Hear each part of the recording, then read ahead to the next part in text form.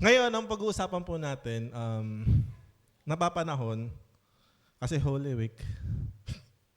Kasi dumarating talaga tayo sa punto ng buhay natin na, ayun na nga, sabi ko nga kanina, though we are Christians, though we are worshiping God, we are praising God, pero hindi natin maalis talaga na may mga moment and time tayo sa buhay na nawawala tayo sa pagiging Kristiyano natin. Tama ba? At ang mahirap dito, pag matsambahan ka, na wala ka doon, hindi ka naka-align. Natsambahan ka sa moment ng vulnerability mo, sa moment ng kahinaan mo. Ang laki ng tendency na sa isang minsan lang, magbago ang ikot ng buhay mo. Tama, no? Sabi ko nga, kahit gaano ka ka-anointed na Christian, kahit gaano ka nakatagal na Kristiyano, kahit gaano na kalalim ang alam mo sa revelation ng Panginoon, isang pagkakataon lang na mapasukan ng puso mo, isang pagkakataon lang na mawala ka, lahat po yun ang bilis mawala. Proven and tested. Sabi ko nga ako sa loob ng 20 years ko na Christian, ang dami na po naming nakasama. Ang dami ko nang na-witness. Even sa sarili ko. Even sa mga malalapit sa akin. That's why right now, alam mo yun, sabi nga, learn from your mistakes, learn from others' mistakes, at magpatuloy kang malakas. No? Yung title po natin ngayon is, From Distraction to Destruction. Pagpasensyahan nyo na po, ito po yung recycled na preaching noong January 8, 2020. Masyado po kasi yung busy this week as in. Pagpasensyahan nyo na po. Talagang, Lord, dahil hindi na ako natutulog masyado eh. Pero Lord, nag-browse ako ng mga old preachings ko. Iniisa-isa ko. Then, hinahanap ko kung saan mag-i-spark. Then, God led me here. So, dati, na-realize ko, yung mga preaching ko pala dati, ang sisimple lang, walang mga points. Kaya ang ginawa ko lang po ngayon, nireview ko lang siya, then nilabas ko lang yung mga points. Okay ba yun? Thank you, Lord. Why? Sabi ko nga, napaka-vital po kasi talaga. Nasa isang Kristiyano, malingat. Tama, no? Malingat, makalimutan. So, dalawang pinaka main point lang po itong i-share ko sa inyo para hindi nyo makalimutan. Pero bago lahat, tayo po muna yumuko at manalangin. Ama, marami pong salamat, O Diyos, sa minsan na namang pagkakataon na ibinigay mo po sa aming magkakapatid na magtipon-tipon po sa lugar na ito upang papurihan ka, sambahin ka, pagsaluhan ng iyong wagas na presensya. Marami pong salamat, O Diyos. Minsan pa, Lord, inihiling ko ang iyong pagsama at pangunguna sa aming pong pag-aaralan. Kayo po ang mahayag. Revelation na nagmumula sa iyo, Ama, ang marinig ng bawat isa. Lord, ihanda mo po mga puso po namin sa pagpasok ng iyong salita. Give us a humble and teachable heart, O Lord, na mga maririnig po namin is ma-apply po namin, Lord, sa ikatitibay po namin, sa lakad namin, Panginoon, bilang mga anak mo, hanggang sa muling pagbabalik ng aming Panginoong Jesus, hanggang sa paghahari na walang hanggan. Kami po'y patuloy na maninindigan sa aming pananampalataya. Marami pong salamat sa iyo pong papuri at pagsamba. Sa pangalan ni Jesus at lahat magsabi ng first question. Do you know who you are? Who you have? And what you can do or can you do? Napaka-importante po. Magsimula po muna dito tayo. Sa atin pong pagiging Kristiyano, kilala mo ba kung sino ka bilang isang Kristiyano? Ikaw na po ngayon, tayo na po ngayon ay itinuring na anak ng Diyos. Amen po ba dyan? Anak ng Diyos. Ayan na yung status natin ngayon. Tayo'y mga anak ng Diyos. Who you have? Sino pong nasa atin ngayon? Tinanggap natin ang Panginoong Jesus bilang ating Panginoon at tagapagligtas. Ngayon tayo po ay pinagkalooban ng banal na God is living inside us. Amen? There is a God living inside you. You should know that. And what can you do? Alam mo na kung sino ka, alam mo na kung sinong meron ka. Na ang tanong, anong pwede mong gawin? Kaya nga yung mga Christian talaga naman, we are so blessed. Amen? Wala ka man ng mga material na bagay na mga gusto mo, whatever na nakikita mo sa mundo, you are still super, super, duper blessed. Ay, nako. Sabi ko nga, for me, ang definition ng totoong mayaman is yung kaya niya mag-tap in sa resources ng langit anytime and every time he needs it. Amen? Because there's a God living inside him. Parang yung nangyari sa Panginoong Jesus, never siyang nag-worry. Never siyang nagkaroon ng kung anumang need ang nasa harap niya, kung anumang problema ang nasa harap niya. To the point na mamingwit ka ng isda, buksan mo yung bibig, mayroong pera, bayad ka sa akin, bayad ka sa'yo. Oh, hallelujah. Sabi sa Acts chapter 1 verse 8, but you will receive power.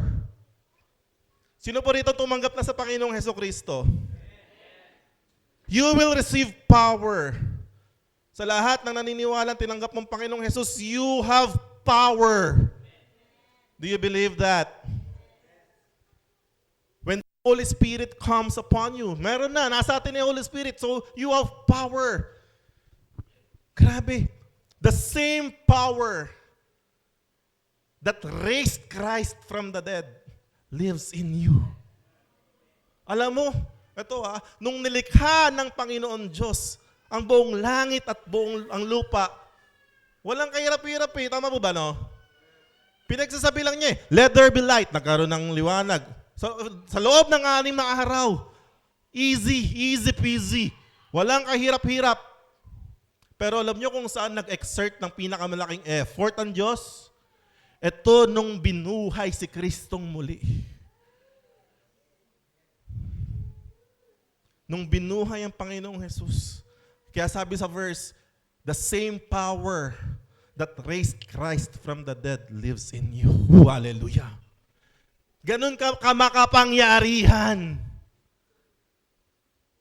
Regardless of kung anong status mo ngayon dito sa mundo, regardless kung ano man ang tayo mo, akala mo, you have Christ, you have the Holy Spirit, you have the power of God inside you. Ito yung pinag-aaralan natin ngayon sa LCC na matagal na panahon na, amen ba? Na tayo po ay ni-restore back to our original setting, to our original design. Oh, hallelujah. Makapangyarihan. Ano pa? Ano pang meron tayo? Ito pong first part, gusto ko lang gusto ko lang ilabas. Baka kasi nakakalimutan mo na kung sino ka, kung ano meron ka, kung ano pwede mong gawin. Ito lang yung first part. Okay lang ba yun? Ito yung mga nag-uumapaw sa atin, supposedly. Para hindi yung kung ano mang problema pinagdadaanan mo ngayon, akala mo, ikaw na, dala-dala mo, pasan mo na yung buong daigdig. Hallelujah. Oo, mabibigat problema natin, kanya-kanya tayong problema. Pero dapat hindi mo rin nakakalimutan kung sino at kung anong meron ka. Amen? Hindi ko po sinasabing kailangan di ka malungkot, hindi po ganun sinasabi mo, pero kailangan alam mo. We have emotions, natural. Kapag bad trip, malulungkot. Kapag magagalit. Pero dapat hindi mawawala sa'yo kung anong meron ka, kung anong pwede mong gawin. Amen? No? Sabi doon, nothing is impossible to him who believes. Amen? Do you believe? Do you believe? Then nothing is impossible to you. Do you believe? Kasi, ako, simula nung nabasa ko yung verse na yan, Mark 9:23, sabi diyan, Jesus said to him, if you can believe, all things are possible to him who believes. Sorry girls him lang tayo, joke lang. Kahit girl yan. To her who believes. To him who believes. The first time I read that verse, napaka-big deal sa akin yan. Kasi sabi ko nga po, every time nakakabasa kayo sa Bible ng all, everything, all things, hindi po nag-exaggerate ang Bible nung sinabing all, everything, and all these things. Ano lang kailangan? Tanong, do you believe? Naniniwala ka ba? Hindi, Pastor, kasi ito lang kaya ko, kasi buong pamilya ko, ganito lang kaya, ito lang naabot, ganito lang din ang kaya kong abutin. Alam mo si Lord, nag-honor siya ng kaya mong paniwalaan eh. Alam mo ba yun? Huwag kang humiling na malaki kung hindi mo kayang maniwala sa malaki. Kung anong kapasidad kakayanin ng isip mo at puso mo, sabi sa Ephesians 3:20, my favorite verse, now, He, sabi niya, who is able to do immeasurably more than what we can ever ask or think or imagine. Hanggat kaya mong isipin, kayang gawin ng Diyos ng higit pa. Kaya wag mo sasabihin hindi mo kaya. Pastor, tao lang ako. Tama na yun ganun. Hindi na yun pang sa atin. Hindi na tayo yung tao na tao lang. Tayo yung tao na merong Diyos na nakatira sa loob. Tayo yung tao na wala nang imposible. Alam mo, inaantay na lang naman natin sa totoo lang. Isa na lang kulang sa atin eh. Yung glorified body na inaantay natin. Ito na lang naman kulang sa atin, tama ba? But the power, the Spirit nasa atin na yan. Binago na tayo ng Panginoong Diyos. You can, sabi ko sana, you can do magic.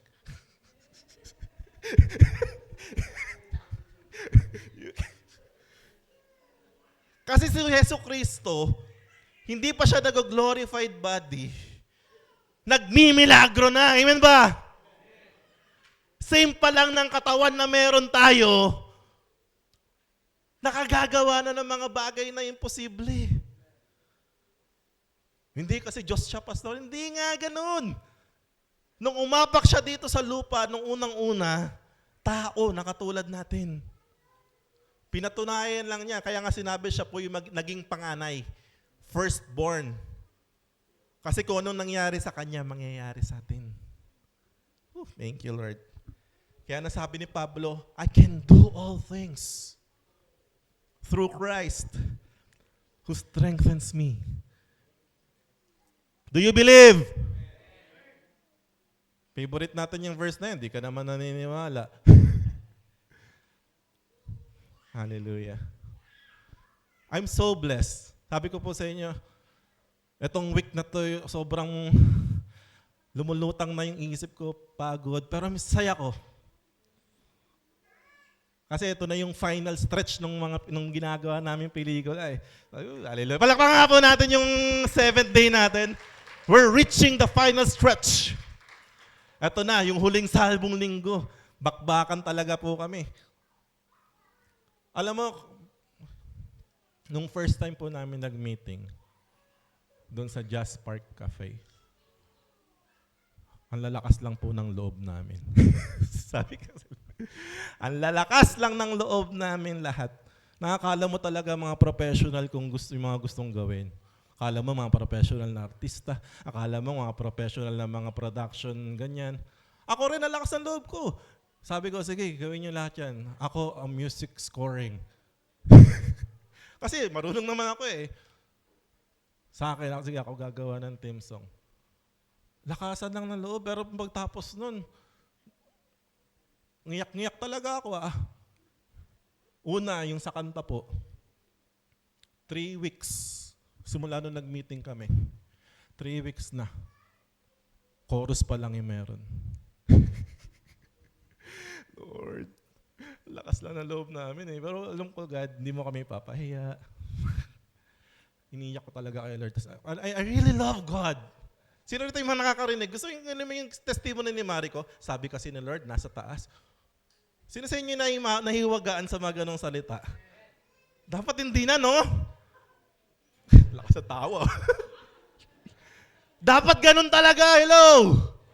Naririnig ang Diyos. I love it.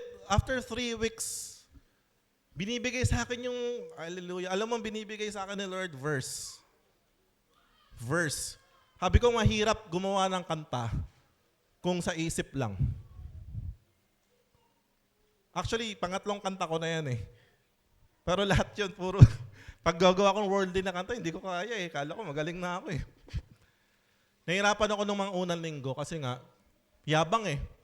Yabang eh. Hindi ako gagawa ng kanta.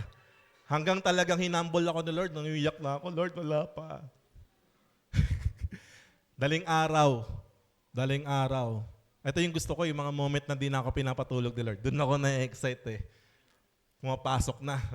Nararamdaman ko, pumapasok na. Verses yung binibigay ni Lord.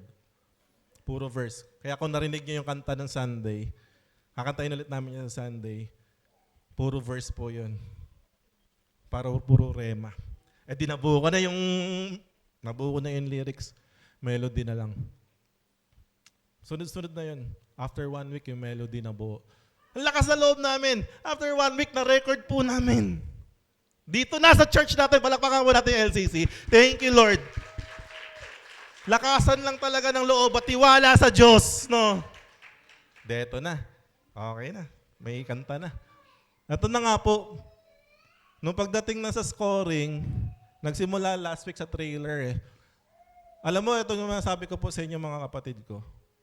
Pag utos ng Diyos, provision ng Diyos. Alam niyo po ba?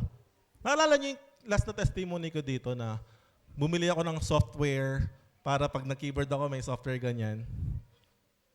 Naiiyak ako talaga. Kasi hindi ako marunong nun ha.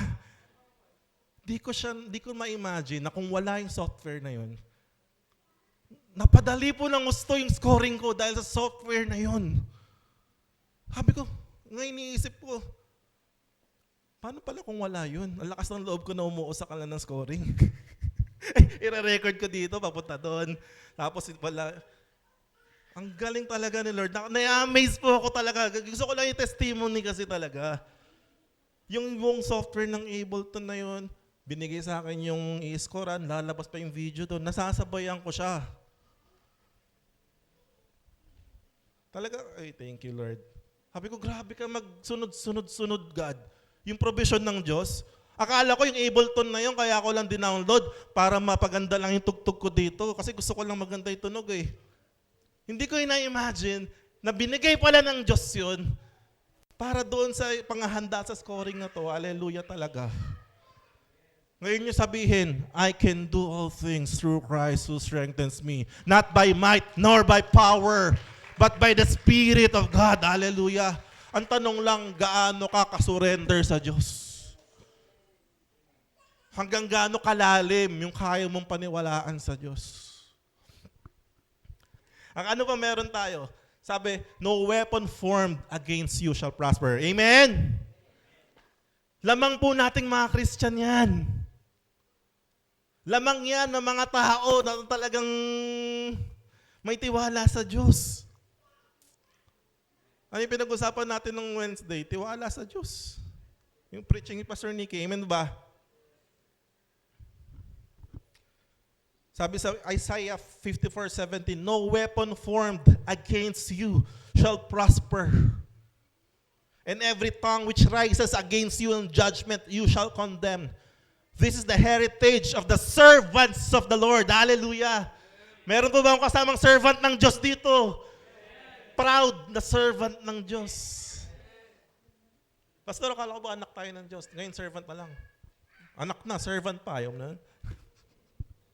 And the righteousness is from me, says the Lord. Kanino raw yung righteousness natin sa Diyos? Uy, proven and tested na yan. Hindi ko na itetestimony ulit yung tinestimony ni Pastor Nicky nung paano kami napaaway dito sa CJ. Proven and tested na yan. Magtiwala ka sa Panginoon Diyos, hindi mo kailangang isipin lahat ng tao na galit sa'yo, mga tao na ayaw sa'yo. Mag-focus ka lang sa Panginoon. Huy! And let God do His work. Hallelujah. Ano pa? Next, you are victorious in Christ. I really love this. Lahat po tayo may mga battle na inaharap araw-araw. Tama po ba, no? Naniniwala ba kayo doon? Kaya nga sabi, kailangan maging mabuti ka sa mga tao na nakakasalamuha mo eh. No? Kasi hindi mo alam kung anong battle ang pinagdadaanan niya nung oras na yun. May mga tao na Inaway-away mo, hindi mo alam, nasa verge na ng gusto na magpatiwakal, whatever. Crew sa fast food, na sinigawan mo kasi hindi ka binigyan extra rice. Kanina pa ako dito eh. Hindi mo alam, pinagdadaanan ng tao. Every one of us ay umaharap sa mga laban ng buhay na hindi alam ng iba. Yung iba malalalim na. Pero ito pong gusto kong sabihin sa iyo ng mga anak ng Diyos, mga Kristiyano. You are victorious in Christ. Whatever battle it is that you are facing right now, you are victorious in Christ. Hindi ka kayang talunin. Sabi sa Romans chapter 8 verse 37, we are more than conquerors through Jesus who loved us. Hallelujah. Kaya ka lang naman feeling nalulungkot sa buhay kasi meron nakalagay dyan eh, through Him who loved us. Amen? We are victorious. We are more than conquerors through Jesus who loved us. Kaya araw-araw, pag nagpe-pray ka, araw-araw, simulan mo yung araw mo, Panginoon, maraming salamat sa pag-ibig mo. Alam niyo yung pakiramdam ng minamahal? No? Ang sarap pakiramdam ng minamahal. Tama ba ba? Lalo yung nagmamahal sa'yo, mahal na mahal ka, yung baliw na baliw sa'yo. Alam mo yun? Yung parang onting kibat mo, kulang na lang, hindi pa dapawin sa lapag yung paa mo, yung bubuhating ka pa. Sabi, grabe raw yung pagmamahal ng Diyos sa atin eh. Sabi, He has loved us with an everlasting love. Alam mo gaano ka kamahal ng Diyos? To the point na binigay niyang kaisa-isang anak. Maligtas ka lang. Grabe naman pagmamahal yan, Lord. In this Holy Week, dapat yun yung nire-reflect natin. Grabe yung pag-ibig mo sa amin, Panginoong Diyos. At dahil sa pag-ibig na yun, sabi doon, kaya natin mapagtagumpayan ang lahat ng bagay. Amen ba, no? Di ba totoo, no? Ewan ko sa inyo, ha? Kunwari, may mahal ka na tao, hindi mo hayaan na mapahamak ka, hindi mo hayaan na mahirapan yan, hindi mo hayaan na magutom yan, whatever, no? Pwede ba na sa mga buhay natin ngayon, mag-rest tayo doon sa alam natin na mahal ako ng Panginoon? Ilalabas sa bibig mo na, Lord, alam ko di mo ako papabayaan, alam ko di mo ako papahamak. God, kung ano man mangyari ngayon, nawala wallet ko, pero alam ko you're in control. Bahala na, Lord. Ipa-block ko na lang whatever. But still, I believe you're in control. Panatag ka pa nun, di ba? Sabi mo ngayon, ha? Count pa yung puso mo. Kasi alam mong mahal ka eh. Kaya mo maging panatag. Sabi sa 1 Corinthians 15:57, but thanks be to God who gives us the victory through our Lord Jesus Christ. Ipapanalo ka ng Diyos. Sabi mo nga sa katabi mo, ipapanalo ka ng Diyos. Papaldo ka. Sorry masyado na akong kasing na-immersed doon sa pelikula eh. Pwede ko nang di panoorin yun eh. Ilang beses na ako naiyak-iyak eh. Panoorin nyo na, grabe talaga naman. Opening pa lang maiyak ka na. Sabi ko, ba't ka ito ginawa dyan pelikula? Parang every 10 seconds may iyakan. Ang bigat. Pero maganda. Hallelujah. Do you believe God is fighting for you? God is fighting for us, pushing back the darkness. Hallelujah. Alam natin yung story niyan eh. Sa dinabi-dami ng mga problemang inaharap natin, story nila Jehoshaphat. Tama po ba, no? Ano ginawa nila? Nagpuri lang sila sa Panginoon. Hey, kaya pakinggan mo to mga kapatid. Huwag mong mamaliitin ang pagpupuri sa Diyos. Why? Sabi kasi dyan sa 2 Corinthians, when they started to sing out their praises, God started to move. You will not have to fight this battle. Take up your positions.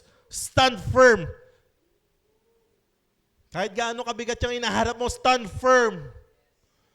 Tayuan mo. Hindi darating yung katagumpayan mo sa pag tinatakbuhan mo yung problema. Harapin mo. Harapin mo kung ano mang inaharap mong sitwasyon ngayon. Harapin mo nang may pagtitiwala sa Diyos. Harapin mo nang may pananampalataya sa Diyos. Magsumiksik ka sa presensya ng Diyos. Huwag kang umakto na parang wala kang pangangailangan sa Diyos. Kailangan ang attitude natin, kahit wala ka ng pangangailangan, magsumiksik ka sa Lord. Lord, baka kasi may pangangailangan pa ako. Hallelujah. The more kang may inaharap, the more kang magsumiksik sa Diyos.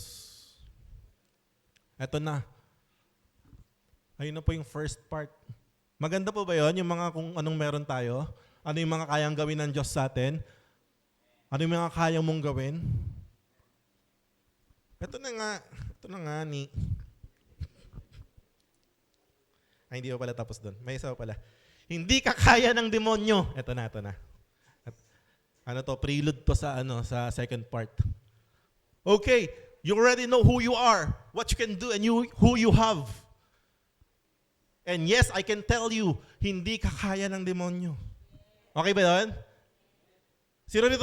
Sino po rito ang takot sa demonyo?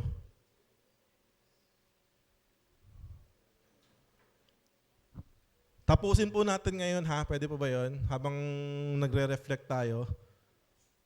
Ang demonyo dapat ang takot sa'yo. Sabi po sa Peter, in Him is light, and darkness can never penetrate light. We have the light of the world. Kahit saan ka pumunta, may liwanag ka ng Diyos. Kaya nga yung atake ng demonyo sa atin, sabi dun sa armor of God, inaatake tayo ng fiery darts, fiery arrows. Ano ibig sabihin nun? Malayuan. Kasi takot nga yung demonyo sa atin. Eh paano ba naman di matatakot yung demonyo sa atin? Sa presensya ng Diyos nasa atin naman. Kahit ayaw niya magagawa, lalayas siya. Tama po ba? Ngayon, magtaka ka. Kung sa presensya mo, yung demonyo, tuwan-tuwa pag andun ka. Ito po, isa tong batayan ko. Nung hindi pa po ako Christian, nakakita ako ng multo. Totoo. As in. Doon sa Project 4, alam ni Pastor Nicky yan, magkapit bahay po kami nito eh. Maraming multo. Normal na po sa akin. Normal na sa akin na nagko-close and open yung ilaw. Doon sa amin. Wala na sa akin. Hindi po ako natatakot talaga. Pero ito po sabihin ko sa inyo, once na nasa iyo na ang Panginoong Hesukristo, wala na dapat karapatan at kakayanan ang masamang spirito over you. Sa presensya mo pa lang, lumalayo na yan. Paano pa pag sinabi pang, in Jesus' name, lumayas ka? Hindi kakayanin. Ngayon, mga kapatid, wag na kayo manood ng horror movies, wag na kayo manood ng mga kung ano mga nakakatakot dyan. We should not feed. Sabihin ng demonyo, gusto nga niyan ako eh. Ay, nako. Now, ito, segue lang po yun. Sa presensya ng Panginoon Diyos, hindi kakayanin talaga na masamang spirito yan. Supposedly. Kaya ganun po tayo dapat talagang kaka-confident sa mga sarili natin. Ngayon, kung nakakaramdam-ramdam po kayo dyan, baka meron pa, ang kailangan nyo lang pong gawin, the moment na may pinaparamdam, kasi susubukin pa rin yan eh. Ang kailangan mo lang gawin, ibalik mo kung sino ka, paalala mo kung sino ka. I have Jesus in me. Evil spirit, you do not have authority over this house, over this place. I have Jesus in me, go out. Jesus is inside me, God is with me. Wala. Naalala ko nga tuloy, nung nanood po kami ng Bethel, nung Saturday, 2 Saturdays ago. Grabe! Hindi nag-worship kami. Sarap, galing, Bethel. Tapos kumakanta na ng, shout to the Lord. Biglang may nag-i-hysterical, akala ko bata. Dito kami, sa VIP kami, banda lang sa taas namin. Lakas talaga! Distracting. Habang lumalakas yung kanta, lumalakas din. Akala na yung bata. Hindi pa yun shout to the Lord. Maya-maya, hanggang shout to the Lord na. Ganun pa. Pagkakita ko ganun, hindi pala bata. Ano pala? Mga 20s. Napoposes. Doon, malapit lang siguro mga 5 rows or 10 rows pataas sa amin. Wala. Tapos may mga Christian na, inaano na siya. Na nililay hands the deliverance. So sa akin, habang nag-worship, parang ang lakas ng sa akin na, kasi intercessors tayo eh. Ramdam na ramdam, unang sigaw pa lang eh. Sabi ko, kahit bata to, distracting eh. Lalo hindi pala bata. Hindi kinaya yung presensya. Kasi shout to the Lord na. Ang lakas ng prompting sa akin na, puntahan mo. Puntahan mo na. So, hindi ako mapakali. So, pinuntahan ko na talaga. May mga as dinideliverance na siya. Hanggang sa, inilay hands namin ganyan, hanggang dumating yung mga bouncer, nilabas siya ng wheelchair. So pagkakuha ng wheelchair sa kanya, ako yung huling-huli, nakaharap niya, doon kasi ako eh. Ganyan ko siya sa noo niya. Tapos, alam mo, praise God talaga, naiiyak ako.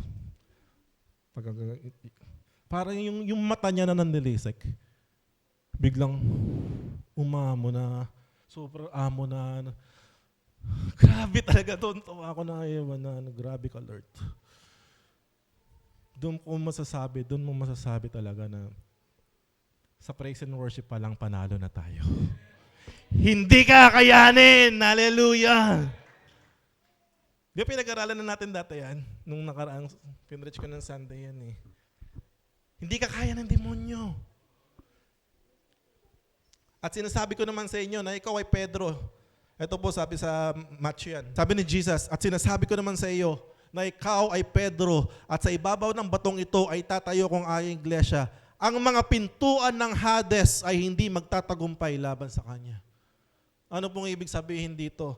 We Christians, tanggalin nyo sa isip ninyo na tayo yung nasa depensa sa demonyo. Tayo yung nagdedepensa. Mali po, we Christians are in the offensive. Tingnan mo dyan, sino raw hindi magtatagumpay sa atin? Pintuan. Sino po rito nakakita na lumulusob ng gamit pintuan? Lusobin niyo yan. Labas lahat ng pintuan. Ano po ibig sabihin yan? Tayo ang sumusugod. Hallelujah in Jesus' name. Thank you, Lord. Hindi magtatagumpay. Eto na. So, ready na ba tayo sa eto na? Hindi nga magtatagumpay ang demonyo sa atin. Pero kaya kanyang madistract. Sa ngayon pa lang, yung iba nadidistract na. Oh. Biglang umayos lahat ng tingin. Ganun. Galing na. Biglang napaganon lahat. Oh. Hindi magtatagumpay demonyo sa'yo. Wala na, hindi niya kaya eh. Pero alam mo ginagawa niya? Dinidistract niya ang mga Kristiyano. Sabi sa John 10:10, the thief does not come except to steal and to kill and to destroy. Wala pong ibang trabaho ang demonyo kung hindi magnakaw, pumatay at magwasak. Magnakaw, pumatay, magwasak. Magnakaw, pumatay, magwasak. Tatlo lang ang job description ng demonyo. Magnakaw, pumatay, magwasak. Anything na ninanakaw sa'yo, joy, even pera, even peace, hanggang patayin ka. Anong difference ng kill and destroy? Kill, nare-resurrect. Destroy, wala na. Tama, no? Destroy is like irreversible na yun. Destroyed. So babantayan po natin. Because the enemy can never defeat us head on. Ito nga sinasabi ko. Because Christ is in us. That is why He will do everything just to distract us. Make us out of focus and lead us to distraction. At madalas, self-destruction. Paano tayo dinidistract? Sa mga bagay na gusto natin. Akala ba natin ang distraction sa atin ng demonyo, laging lalabas siya, may dala siyang trident, may dala siyang Hindi po totoo na gano'n yun. Ang demonyo may sungay, nakakatakot. Sabi nga si Lucifer, super beautiful. Tanggalin nyo na nga sa isip nyo na ang demonyo nakakatakot, ganun. Hindi totoo yan. Dahil kung nakakatakot yun, sino man tangang Kristiyano ang mag-entertain dyan? Hindi ganun. Sabi nga, kaya niyang in any form. Can distract you. Isipin mo, nakaset ka. Okay ka, Christian ka, nag-pray ka ng umaga. Nag-abang ka lang ng jeep or nasa traffic ka lang. Kinat ka lang, unti-unti, sinisira na yung mo. Maliliit na bagay. At ano mangyayari kapag ang Christian na-distract na? Hindi niya na naririnig. Yung dapat niyang marinig.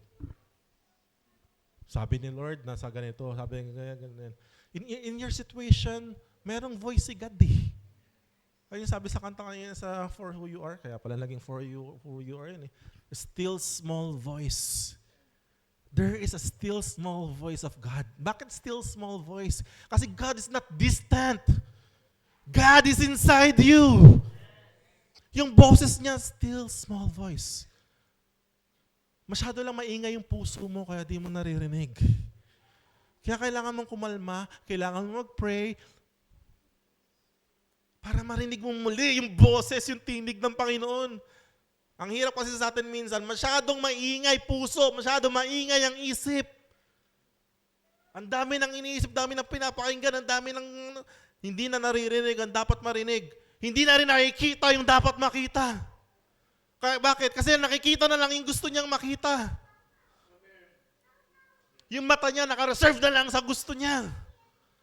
May pinapakita si Lord ng mga past. May pinapakita ang God ng mga dapat gawin. Church, we are a man with a mission. Amen ba? There is a task assigned for us, a work assigned for us. Kaya maraming Christian struggle.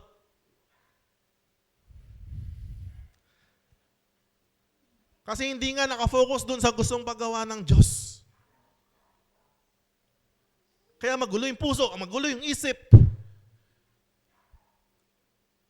Ang instruction ng Diyos, naka-reserve yan doon sa pinagagawa niya. Amen ba? Kaya hindi mo na nagagawa yung dapat mong gawin sa tamang panahon at sa tamang oras. I really do believe God is a very detailed God. Yung pinrich ni Erica, kala mo, kikinig ako noon. God is very detailed.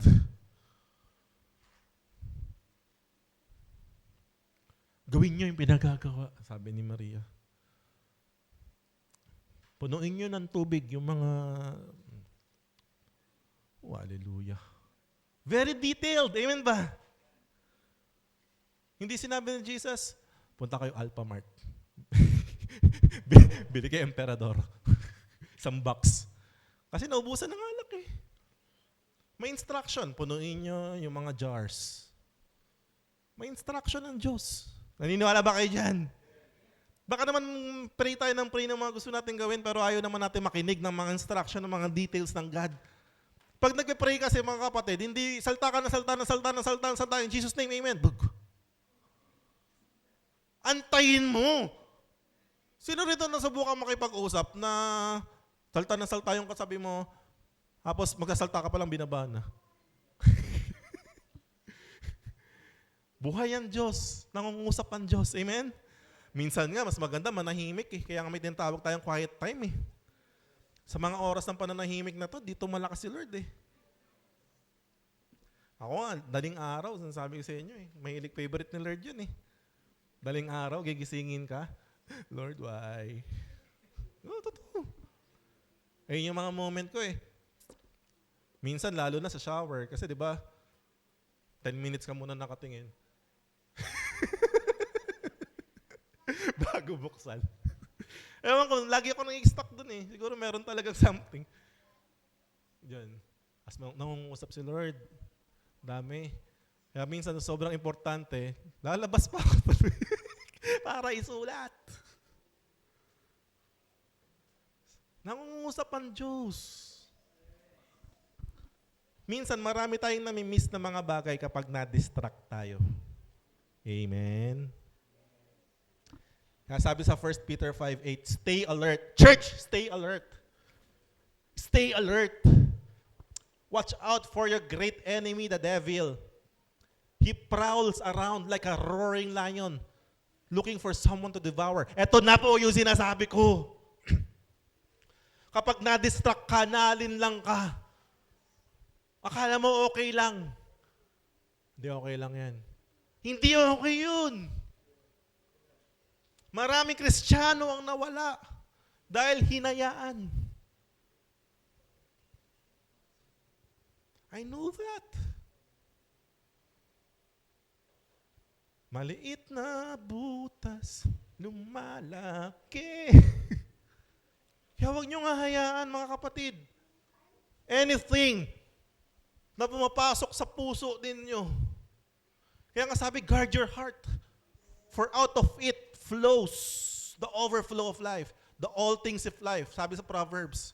Bantayan daw yung mga puso natin. Why? Kahit gaano ka kabait, kahit gaano ka ka-anointed, kahit gaano ka ka-okay, kapag may pumitik sa puso mo.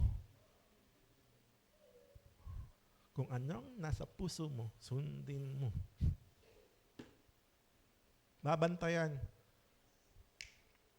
Dahil nakita na, ito prinsipyo ko, anything na paulit-ulit na ginagamit sa'yo against you, kasi effective against you. Amen na? Anong kailangan gawin? Pagtagumpayan mo. Harapin mo. Lord, give me the way out here. Anong kailangan kong matutunan sa sitwasyon na to, Panginoon? Patience. Ano pa? Righteousness, peace, joy. Merong tinuturo ang Diyos sa bawat sitwasyon. Amen to ba, no? If God allows it to happen, sabi naman sa 1 Corinthians 10:13 yan, pinahintulutan ng Diyos, kung mangyari yan, pinahintulutan ng Diyos, may rason. May kailangan kang matutunan. Yung way out nasa Diyos pa din. Pero kailangan mong matutunan yung dapat mong matutunan.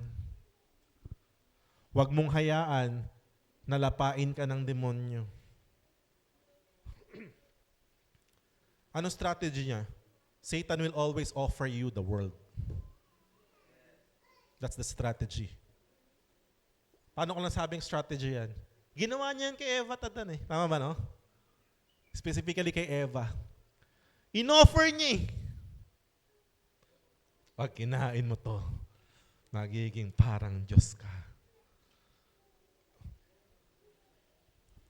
In-offer niya. Paano ko nasabing strategy na talaga to? Eh kasi nung pagdating kay Jesus Christ, same. In-offer din niya kay Jesus eh. Nakikita mo lahat ng kayamanan na yan, ng kingdom na yan? Lumuhod ka sa akin, ibibigay ko sa'yo. Malaki yung offer kay Jesus. Big time si Jesus eh. Amen ba, no? Big time faith nun eh. Siyempre, talagang lahat na, all in yon. All in. All in. Bibigay ko sa'yo. Eh sa atin, hindi eh. Ang ino-offer lang sa atin. Nakita mo yung 350 yan? Sa'yo yan. Sa'yo yan. Ha? Huwag ka lang umattend ng service. Sa'yo yan. Nakikita mo to, ha? Masarap yan. Vape to. Vape to. Sarap to. Sa'yo yan. Sige. Wala nakakita sa'yo. Okay lang. True. Hindi ka naman itetempt ng Satanas ng alam niyang ayaw mo eh. Hello. Tama no? Kita mo to, hindi ka tinetempt sa alak kasi hindi ka naman umiinom. Hindi ka tinetempt sa babae kasi hindi ka naman mahilig sa babae. Kung saan ka mahina, doon ka susubukin. Hallelujah. Kita mo to, sabi ni Paul, 2 Timothy 4:10, iniwan na ako ni Demas dahil sa kanyang pag-ibig sa daigdig na ito. Si Demas po, kasabay po ni Pablo yan nahumayo sila Sabay silang sinent out Same anointing meron yung dalawa Kaso ang problema raw kay Demas, na in love. Saan? Sa world. Kaya delikado po talaga Kaya nga sabi ni Lord, kung sino mang umiibig sa mundo, ay hindi sa akin.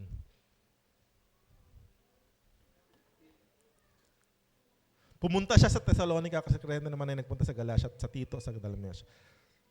Alam mo, gusto ko pong i-point out sa inyo, wala naman pong problema kay Lord na mahalin nyo yung mga ibang bagay dito, ibang tao dito. Amen to ba, no? Of course, God is love. Binigay tayo para magmahal. Kaso ang problema, mas mahal mo na kesa kay Lord. To the point na kaya mong ipagpalit si Lord. Alam mo kaya nga minsan sa kabutihan ng Diyos, minsan sa kabutihan ng Diyos sa atin, anong ginagawa na lang ni Lord? Inaalis na lang ni Lord sa atin yung mga bagay na yun. Makiplan tayo. Pero minsan matigas pa rin ang ulo. Hinahabol mo. Kaya nakakalimutan mo si Lord. Sana hindi tayo ganun. Because the enemy will always try to offer many things sa atin. Daming pasusubukan, gustong gawin. Si Samson, hindi po si Madam Pres yun si Samson. Ay, hindi na pala siya Samson. Sorry, sir, Mambase na pala yan. Samson po yan dati nung mga bata-bata pa kami. Si Samson, isipin mo to hari. Siya raw ang pinakamatalino, pinakamayaman. Hanggang ngayon sa panahon natin, yung net worth ni Samson, siya pa rin ang pinakamayaman. Pinakamatalino, yung wisdom na binigay ng Diyos. Pero nangyari sa kanya, na-distract. Tama no? Ikaw ba naman magkaroon ng 1,000 asawa? Edi 1,000 biyenan din yun. Ay sorry, Solomon. Samson tuloy. Hindi, meron din ako Samson Sorry. Tulog. Si Solomon, isipin mo, may 1,000 asawa. Sarap. Masarap, may masarap na part pero may 1,000 ka rin biyenan.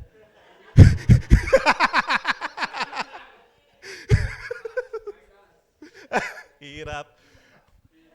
Sige, turn mo ngayon. After 3 years tayo ulit magkikita. Isipin mo yung asawa mo. After 3 years yung turn, namatay na maaga si Solomon. Samson na naman. Namatay ng maaga. Bata po siya namatay na tuyot, nasira yung wisdom. Natuyot talaga. Samson, ito na si Samson. Kasi ito na yung totoong Samson. Sipin mo yon, every time na pinupuntahan siya ng banal na spirito, lakas niya, pumapatay ng 300, gamit lang yung jawbone. Yung mga chains, ginaganon lang niya. Nanghuli ng sangkatutak na foxes, sindihan, malakas. Every time nasa kanya yung banal na spirito. Kaso na-distract na naman. Na-in love na naman.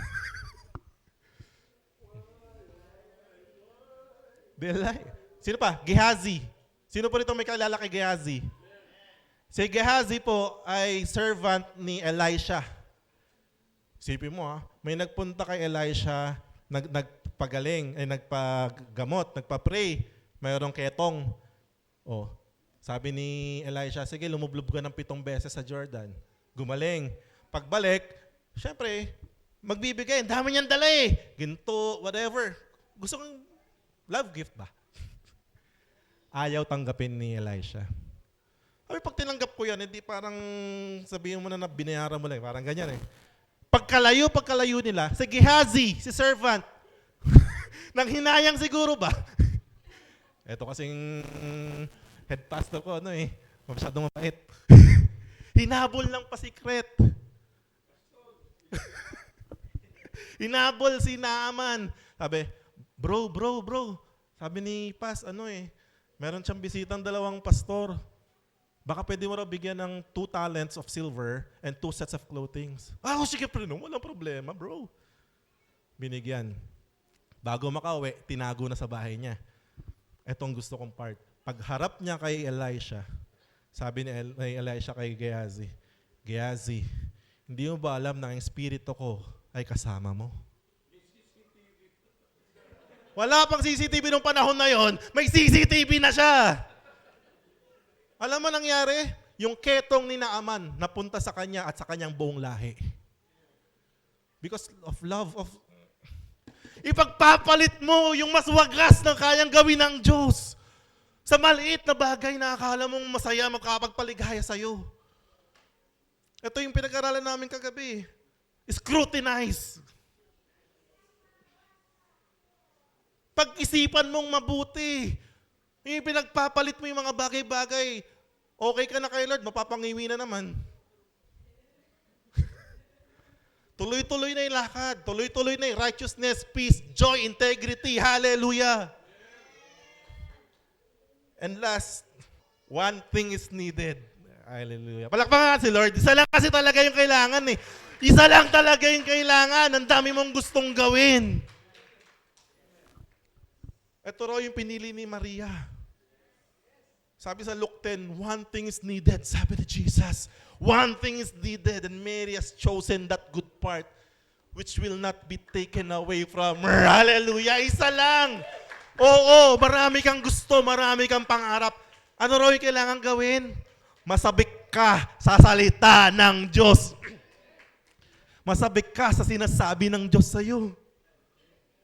Huwag ka masyadong consumed na sarili mong kagustuhan, sarili mong diskarte. Mag-antay ka lagi na instruction ng Diyos bago ka kumilos. Sabi niya, Proverbs 3:5 and 6, trust in the Lord with all your heart and lean not in your own understanding. In all your ways acknowledge Him and He shall direct your path. May instruction ng Diyos. Ano sabi ni Mary, nanay ni Jesus, sa mga servant? Makinig kayo sa Kanya, gawin nyo yung papagawa Niya. Huwag sarili-sariling diskarte. Hearing, obeying. Hearing, obeying. Pag walang narinig, manahimik. Pag may narinig ka naman, kahit na pagapang gawin mo. Amen? Persevere in faith. Sabi sa Hebrews 12:1-2, dahil napaliligiran tayo na napakaraming saksi. Totoo naman. Tanggalin natin anumang balakid at kasalanan kumakapit sa atin. Buong tiyaga tayong tumakbo sa takbuhin na sa ating harapan. Persevere in faith, mga kapatid. Kahit gaano kahirap, takbuhin mo. Kahit gaano kahirap, ibigay mo. Huwag mong bitawan ang integrity mo, ang righteousness mo. Kahit wala kang pamasahe, picturean nyo na lang, video nyo na lang yung wallet niya. Ang galing, di ba? Kailangan din nila ng pera. Pero may integridad kasi sila. Pare-pareha silang hindi pinabayaan ng Diyos. Hallelujah. Ang bait mo, Lord. Eto na, dito na ako magtatapos. Focus on the work God has assigned to you. Pwede ba yun? Conclusion ko po yan. Para hindi tayo ma-distract. Maniwala ka, kapag hindi mo ginagawa yung pinagagawa ng Diyos, madali mong ma-distract. Pero kapag ginagawa mo kung anong pinagagawa ng Diyos sa'yo, ang hirap mong i-distract. Tama ba, no? Totoo.